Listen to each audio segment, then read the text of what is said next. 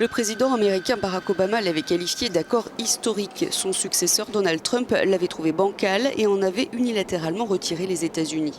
Aujourd'hui, l'avenir de l'accord sur le nucléaire iranien, destiné à freiner les ambitions atomiques de Téhéran, est plus que jamais compromis. Petit retour en arrière. En 2015, à Vienne, l'Iran, les 5 membres permanents du Conseil de sécurité et l'Allemagne étaient finalement parvenus à un accord répondant au nom de plan d'action global commun. Un espoir pour la paix, comme le soulignait alors la chef de la diplomatie européenne. Avec courage, volonté politique, respect mutuel et leadership, nous apportons une réponse à ce que le monde espérait. Un engagement commun en faveur de la paix. Nous unissions nos efforts afin de rendre notre monde plus sûr.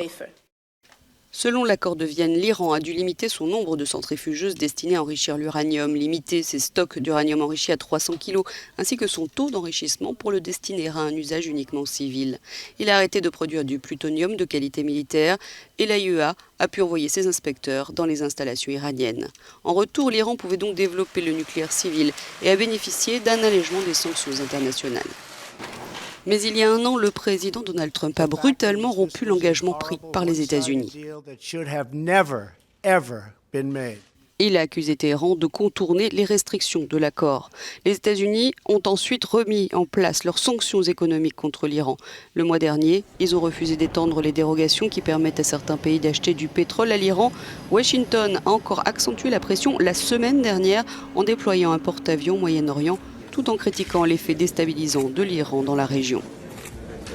Entre-temps, les diplomates européens se sont démenés pour tenter de maintenir l'accord intact, promettant de continuer à commercer avec l'Iran. Mais la plupart ont du mal à résister au pouvoir des sanctions américaines, étant donné les liens économiques existants avec les États-Unis. L'Iran, mécontent, fait donc face à ce qu'il appelle l'incapacité des Européens à tenir tête aux États-Unis.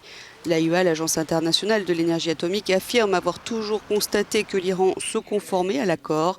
Les 60 prochains jours seront décisifs.